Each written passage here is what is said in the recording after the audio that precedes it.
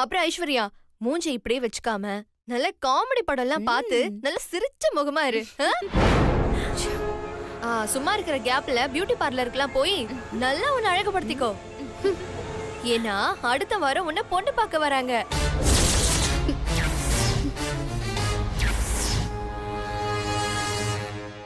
பெரியம்மா கிட்ட சொல்லியாச்சு. பெரியப்பாவும் இப்பதான் நிம்மதியா இருக்காராம். நீ அவர் பொண்ணுன்னு நினைச்சனா அவர் சந்தோஷத்தை கெடுத்துறாத. இந்தா மாப்பிள்ள போட்டோ பிடி.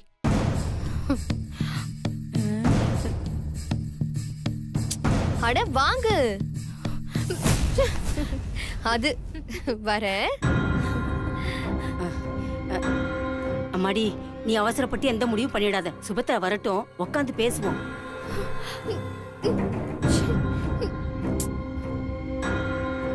என்ன ஐஸ்வர்யா, அப்செட் ஆகி கீழே உட்காந்துட்ட? நீ ஒன்னும் கவலைப்படாத. இந்த மீனாட்சி எத்தனை மாப்பிள பார்த்தாலும் நானும் என் பொண்ணும் அதை நடக்க விடாம பாத்துக்குவோம். அந்த மீனாட்சி மாப்பிளைய ஏற்கனவே பாத்துட்டா. என்ன, மாப்பிளைய பாத்துட்டாளா? யாரு? வேற யாரும் இல்ல, அந்த சக்தி ஃப்ரெண்டு ரஞ்சித். இது என்ன புது குழப்பமா இருக்கு? ஐயோ, இதை எப்படியாவது சுபத்ரா கிட்ட சொல்லணுமே. நீ கொஞ்சம் இரு, நான் போய் என் பொண்ணுகிட்ட சொல்லிட்டு வரேன். நீ கவலைப்படாம தைரியமா இருமா. இதுக்கு ஒரு முடிவு கட்டுவோம்.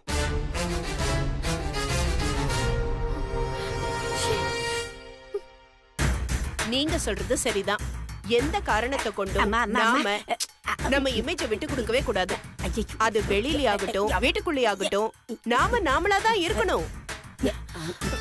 நீங்க உங்க மருமகளுக்கு இவ்வளவு இடம் கொடுத்தது ரொம்ப தப்பு. இப்ப நீங்க இவ்வளவு புலம்பி என்ன பிரயோஜனம்? அம்மா, ஏய், அப்புறமா போன் பண்ணிடி.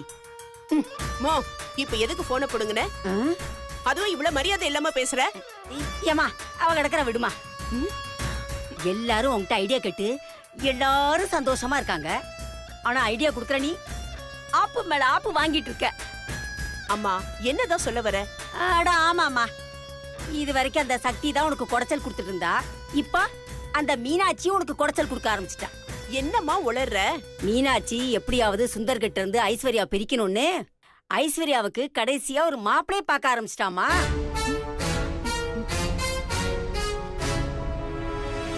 மாப்பிள்ளை யாருன்னு தெரியுமா? யாரு? அந்த ரஞ்சித் பையதாமா.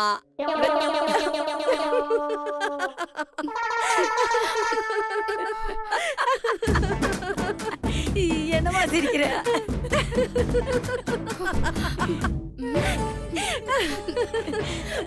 உண்மையா சொல்ற? இப்ப எதுக்கு ரெண்டு பேரும் சிரிச்சிட்டு இருக்கீங்க? நானே செம்ம கடுப்புல இருக்கேன். எவனோ ஒருத்த பாரிஸ்ல இருந்து வருவானா? இந்த பிச்சைக்கார மீனாட்சி அவனுக்கு என்ன கட்டி வைக்கிறேன்னு சொல்லுவாளா? நான் அதுக்கு சரின்னு சம்மதிக்கணுமா? எனக்கு இது கேள்விப்பட்டதுல இருந்தே ஆத்திரமா வருது. எங்க நான் அந்த மீனாட்சி கிட்ட தோத்துற வேணும்னு பயமா இருக்கு. நாளுக்கு நாள் சுந்தர் என்னை விட்டு விலகுற மாதிரியே இருக்கு. இங்க பாருங்க அத்தை, சுந்தருக்கும் எனக்கும் தான் கல்யாணம் நடக்கணும்.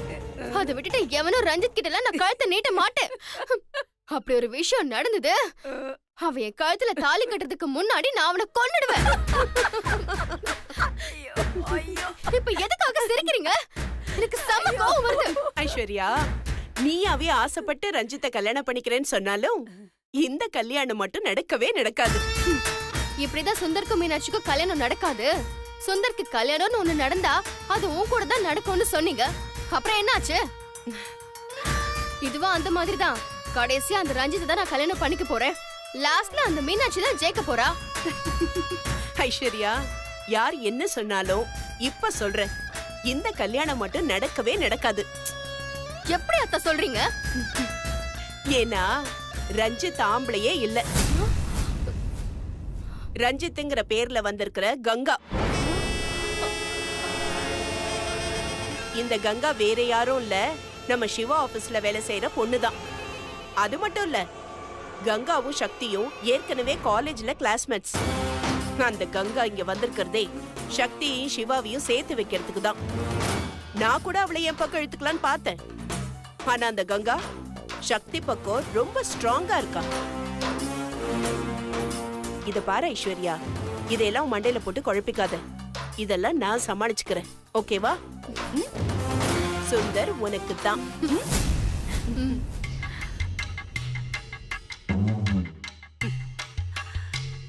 தெரிஞ்சோ தெரியாமலோ மீனாட்சி நமக்கு ஒரு நல்லது செஞ்சிருக்கா. எப்படிம்மா சொல்ற? ஆமாமா, மீனாட்சி செஞ்சிருக்கிற உதவி பெரிய உதவி. இத வச்சே அந்த சக்தி அசிங்கப்படுத்தி இந்த வீட்டை விட்டே வெளியில விரட்டுறமா.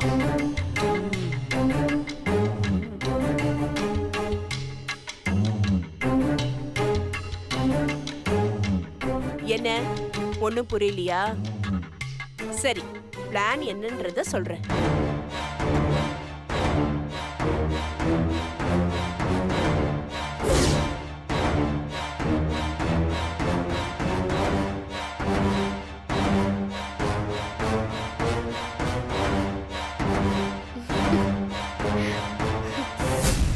இதுதான் சக்திக்கு நாம வைக்கிற செக்.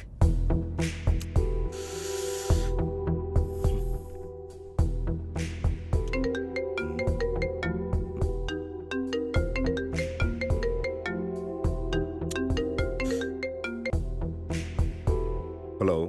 ஹலோ மாமா. சொல்லு சக்தி. என்ன மாமா காலையில சாப்பிடாம போயிட்டீங்க? சும்மாதான், பசி இல்ல. சாப்பிடாம இருக்காதீங்க மாமா. முக்கியமா காலையில சாப்பிடாம இருக்கவே கூடாது. நான் வேணா வீட்ல இருந்து ஏதாவது அனுப்பி வைக்கட்டுமா? ஏய், அதெல்லாம் எதுவும் வேணாம். சரி, அங்கேயாவது ஏதாவது வாங்கி சாப்பிடுங்க. எனக்கு எதுவும் வேணாம்மா. அதுவும் இல்லாம எனக்கு இங்க நிறைய வேலை இருக்கு. தயவு செஞ்சு என்னை டிஸ்டர்ப் பண்ணாத. நீ நல்லா ரெஸ்ட் எடு. மாமா, உங்களுக்கு என் மேல எவ்வளவு பாசம். உங்களுக்கு நிறைய வேலை இருக்கா? இவ்வளவு நேரம் எந்த வேலையும் செய்யாம பேசாம அமைதியா சேர்ல சாஞ்சிட்டு உட்கார்ந்து தானே இருந்தீங்க. ஏய், நான் இப்ப சேர்ல சாஞ்சு உட்கார்ந்துருந்தேன்? அப்படிலாம் ஒன்றும் இல்லை. நான் வேலை செஞ்சுட்டு தான் இருக்கேன். இதோ இப்ப கூட ஆடிட்டர் ஃபைல்ஸ் எல்லாம் செக் பண்ணிட்டு தான் இருக்கேன். எந்த ஃபைல் மாமா? உங்க டேபிள்ல எந்த ஃபைலும் ஓபனா இல்லையே. அவளுக்கு எப்படி தெரியுது? என்னது, ஓபன்ல இல்லையா? ஏய், உனக்கு எப்படி தெரியும்? உங்க டேபிள்ல இருக்கிறது ஒரு லேப்டாப், 4 ஃபைல்ஸ், அதுவும் ஒரு ஓரமா கிடக்குது. அப்புறம் 4 பேனா. மத்தபடி எந்த ஃபைலும் ஓபனா இல்லையே. கரெக்ட் நான் சொல்றது?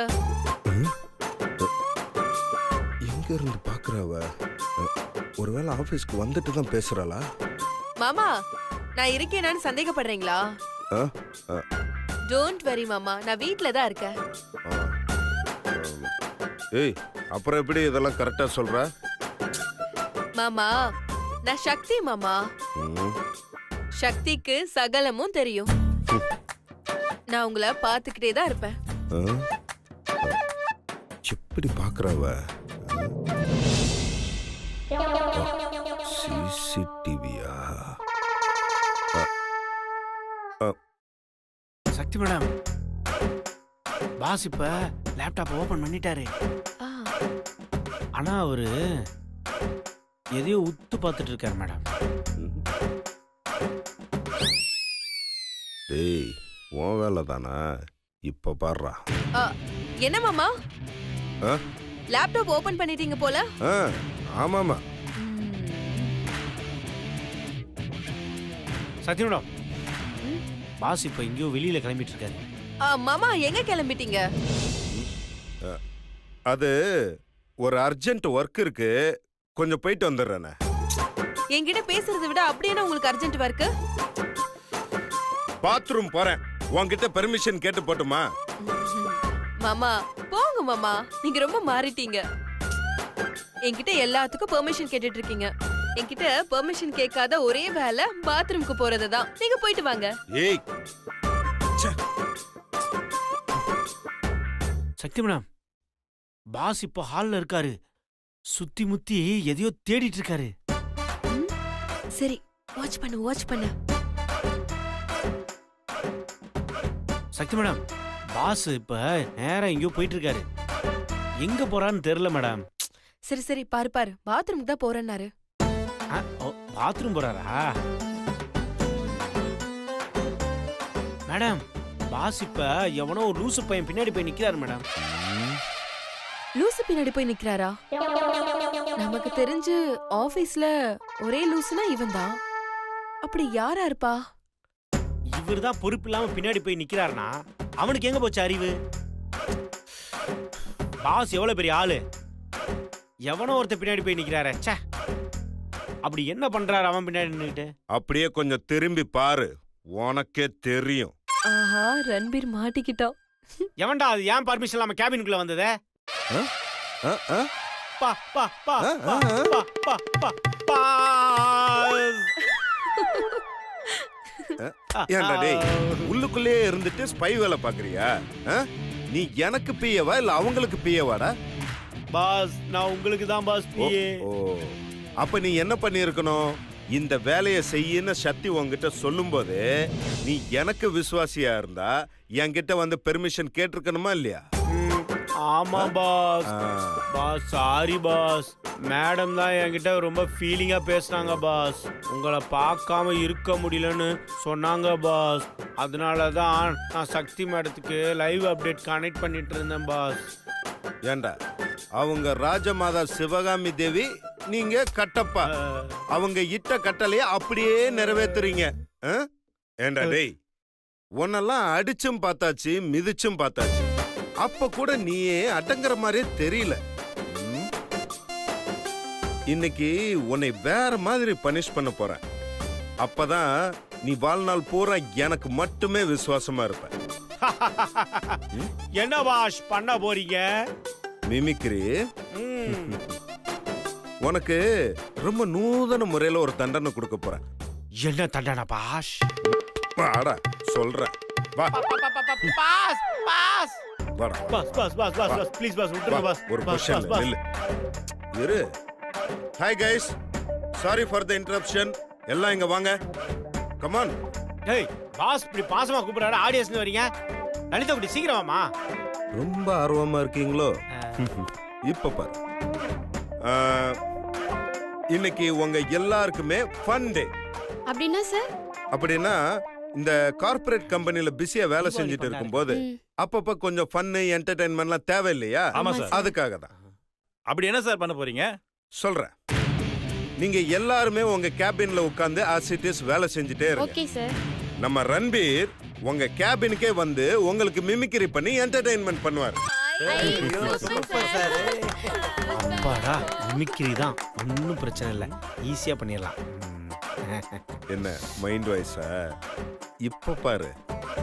ஆ, இதுல ஒரு முக்கியமான விஷயம் என்னன்னா, ஒரு வேளை ரன்பீர் உங்களை சரியா என்டர்டைன்மெண்ட் பண்ணாம விட்டுட்டா இந்த கையில இருக்கிற 5 விரல அப்படியே முறுக்கி நறுக்குன்னு ஒரு கொட்டு வைக்கலாம். பாஸ் ஆ? எதுக்கு 5 விரல மடக்கி போட்டு வைக்கிறீங்க?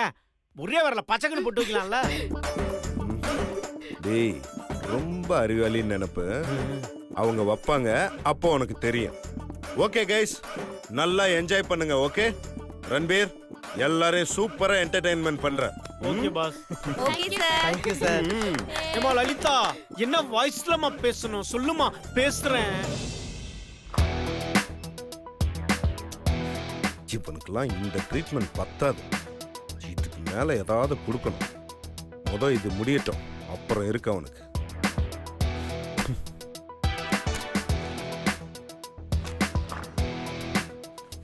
Excuse me sir. ம்.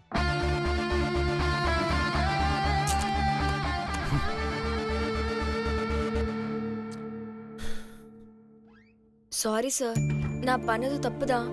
என்னோட சூழ்நிலை அப்படி. இங்க பாருங்க, வேலைன்னு வந்துட்டா சூழ்நிலை அது இதுன்னு காரணம் சொல்லக்கூடாது. ஒர்க் இஸ் ஒர்க், அவ்வளவுதான். சார் இனிமே இந்த மாதிரி நடக்காது சார்.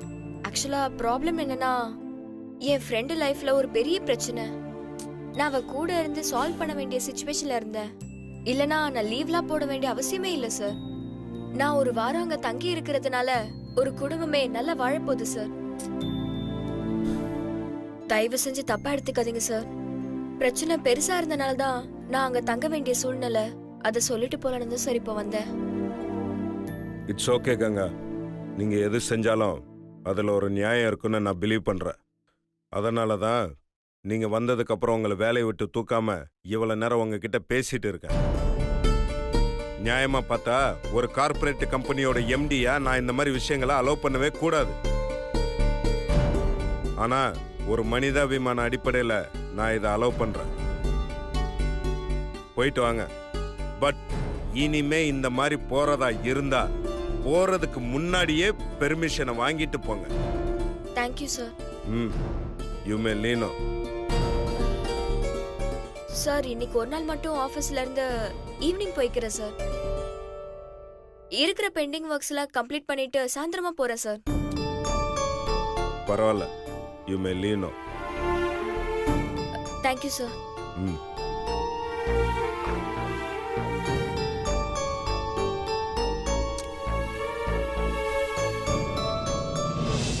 பேசுறா, நாங்க சொன்ன வயசுல பேசு. கரண்ட்ல இருக்கிற வாய்ஸ் ஏதாவது கேளுங்கடா. டேய் தியாகராஜா பாகவதர் வாய்ஸ்க்கு நான் எங்கடா போவேன்? சொன்ன வயசுல பேசுறா.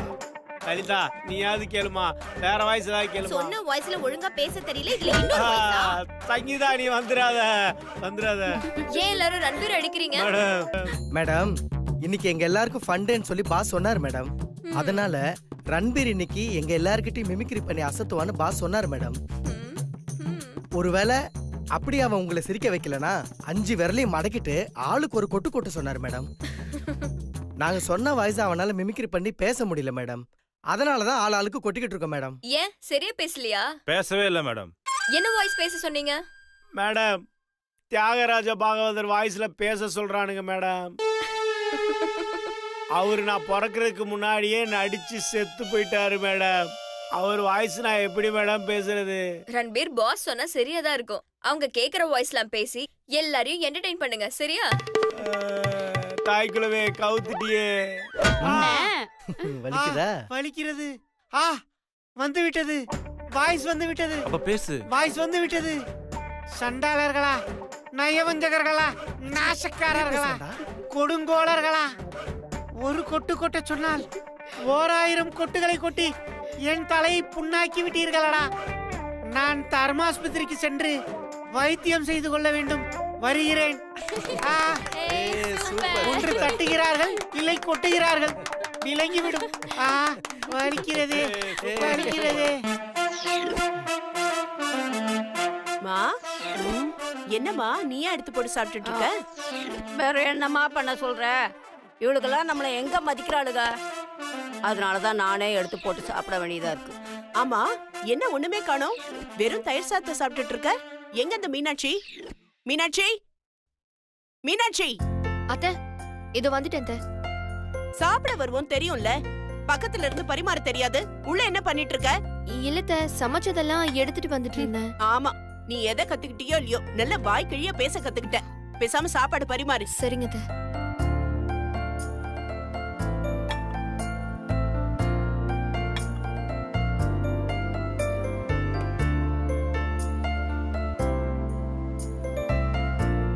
பாட்டி, என்ன வெறும் சாப்பாடு சாப்பிட்டுட்டு இருக்கீங்க? ஏன் மோர் ஊத்தி சாப்பிடுறேன். மோரா? அது ஏதோ புளிப்பு இனிப்புமா கலந்திருக்கே. ஒரு மோர் கூடவா உனக்கு கலக்க தெரியாது? ஐயோ பாட்டி, அது மோர் இல்ல. காலையில அவருக்கு குடிக்க வச்சிருந்த பால், அத அவர் குடிக்காம மறந்துட்டு போயிட்டாரு. அது இப்ப வீணா புளிச்சு போயிருக்கு.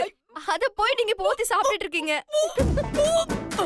ஐயோ பாட்டி, பாட்டி இருங்க. நான் இத வாஷ் பண்ணிட்டு வேற கொண்டு வரேன். ஏமா இப்படி அசிங்கப்படுற? ஏற்கனவே புளிச்சு போன பாலுக்கும் மோருக்குமா வித்தியாசம் தெரியாது?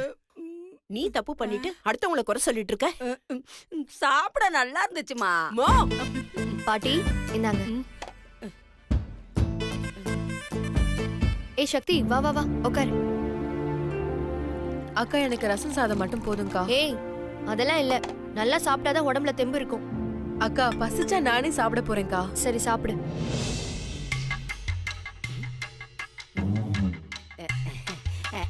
அம்மாடி, உன் ஃப்ரெண்டு ரஞ்சித் எங்கம்மா? ஏதோ முக்கியமான வேலையா எம்பிசி வரைக்கும் போயிருக்கான் பாட்டி. ஓ அப்படியா? ரொம்ப தங்கமான பையமா அவன். இப்படிப்பட்ட பையனை நான் பார்த்ததே இல்ல. என்னவா மீனாட்சி? ஆமா பாட்டி. என்ன பாட்டி போட்டு வாங்குது? ஏதோ விஷயம் இருக்கு.